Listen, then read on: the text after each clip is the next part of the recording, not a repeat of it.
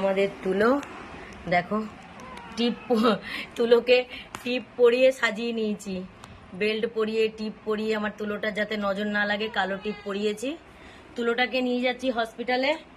তো তুলোর যে নিউটার হয়েছিল তার চেক আপ আছে।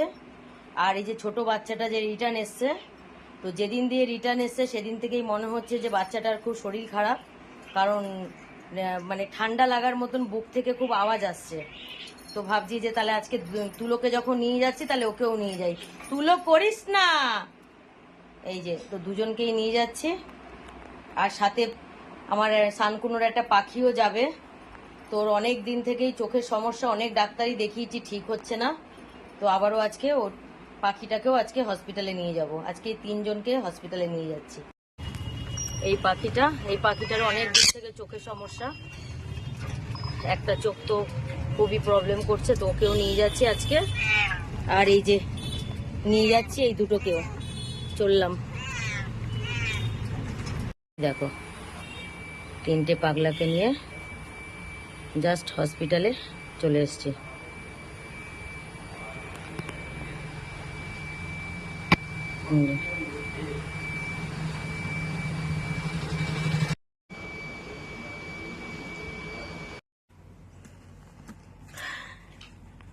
এই যে আজকে ওদের হসপিটাল দেখিয়েছি, তার প্রেসক্রিপশন এই যে আজকে 15/6/2026।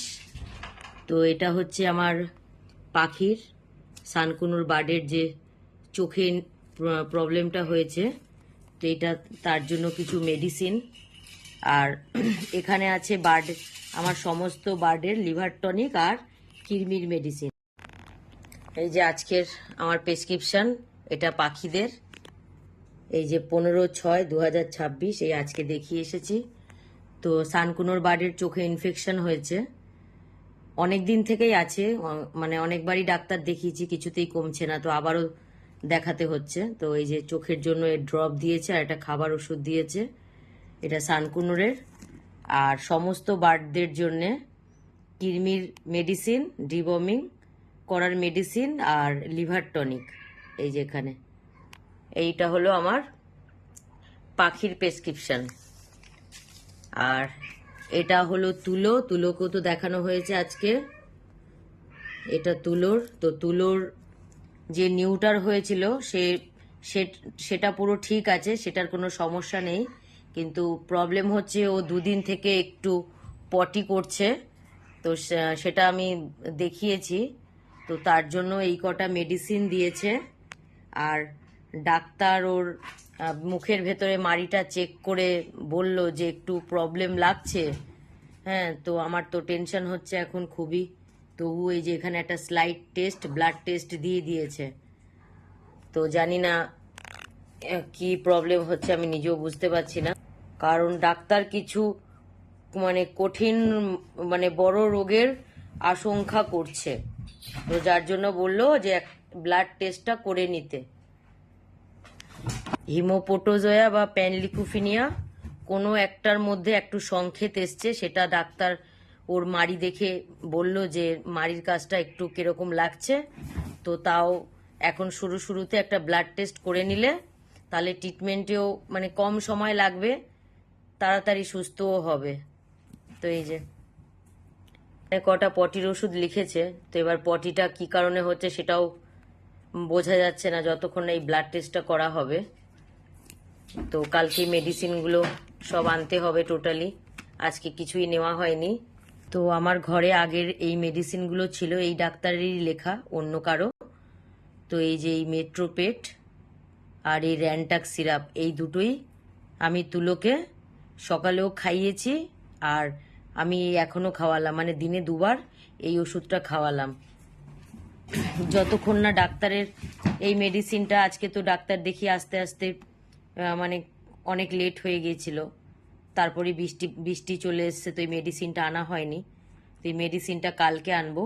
তো যতক্ষণ না এই মেডিসিনটা আনবো ততক্ষণ আমি এই যে এই দুটো মেডিসিন আমি খাওয়াবো, যদি পটিটা কমে।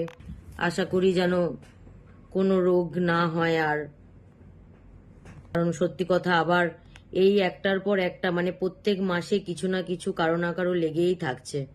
মানে কোনো মাস নেই যে আমি একটু মানে ঠিক থাকবো।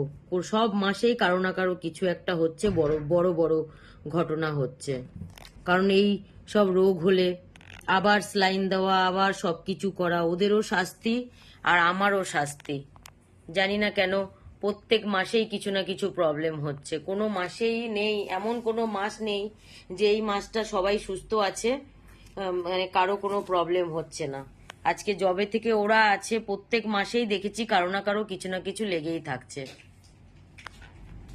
আগে তো আগে আমার এখন তো আমার কাছে আট আট নয় জন বাচ্চা। আগে এর থেকেও বেশি বাচ্চা থাকতো, এর থেকে অনেক বেশি ছিল, 25-26টা বাচ্চা ছিল। কিন্তু এই ঘরে থাকতো, তারা আমার বাগানে থাকতো। সেই জন্য হয়তো সম্ভবত আগের বছর রোগটা হয়েছিল। কিন্তু জানি না কেন এখন তো কাউকেই আমি বাগানে ছাড়ি না, প্রত্যেকে আমার ঘরে থাকে। আমার যতই কষ্ট হোক আমি প্রত্যেককে ঘরে রাখার চেষ্টা করি। আগের বছর 2025-এ জুলাই, আগস্ট, সেপ্টেম্বরের দিকে, মানে জুলাই থেকে সেপ্টেম্বরের মধ্যে এই মানে বর্ষাটা যখন শুরু হয় ঠিক তার পরপর থেকেই এই প্যানলিকুফিনিয়া রোগটার সিজন আসে। তো আগের বছর প্রচুর আমার বাচ্চা মারা গেছে ট্রিটমেন্ট চলাকালীনই।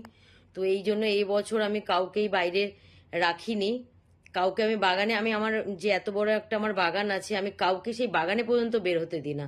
কিন্তু জানি না তারপরেও কোথা থেকে এত রোগ আসছে। তারপর আমি পুরোপুরি আমি ভ্যাকসিন পুরোপুরি মেনটেন করছি, স্পটনগুলো মেনটেন করছি, ডিবর্মিং পুরো মেনটেন করছি, এবং কি আমি এইসব যে করি আমি টোটাল কিন্তু আমি খাতাতেও লিখে রাখি যাতে আমার মানে বুঝতে সুবিধা হয়, টাইম মনে রাখতে সুবিধা হয় যে আমি কোন দিন খাইয়েছি। আমি আগে ক্যাট সম্পর্কে এত জানতাম না, কিন্তু এই 2 বছরে আমি অনেক কিছু ডাক্তারের কাছে যেতে যেতে আমি অনেক কিছু জেনেছি। তো সেই জন্য দেখো আমি কিডনির মেডিসিনগুলো একদম টাইম টু টাইম আমি খাওয়াচ্ছি, এই যে। আর স্পটন্য আমি একদম টাইম টু টাইম আমি মেনটেন করছি। কিন্তু জানি না তারপরেও যদি রোগ হয় তাহলে তো আমার আর সত্যি কিছু বলারই নেই। এত কিছু মেনটেন করার পর এই যে এটা কিরমির, মানে আমি যে মাসে খাওয়াই, কাকে কাকে খাওয়াই, আমি টোটাল কিন্তু লিখে রাখি। আর এটা হচ্ছে স্পটন, আমি কাকে দিয়েছি, কবে দিয়েছি, আমি টোটালটা কিন্তু লিখে রেখেছি। আমি কিন্তু এই বছরে মানে যবে থেকে ওদের সম্পর্কে আমি ওদের রোগ সম্পর্কে সবকিছু জেনেছি, তো মানে তখন থেকে কিন্তু আমি টোটালটাই মেনটেন করার চেষ্টা করেছি। কিন্তু তারপরেও যদি এই প্যানলিকুফিনিয়া বলো, তারপর এই যে স্পটন দিচ্ছি, পোকার জন্য যে হিমোপোটোজোয়া হয়, তো আর কিছু সত্যি বলার নেই তবে।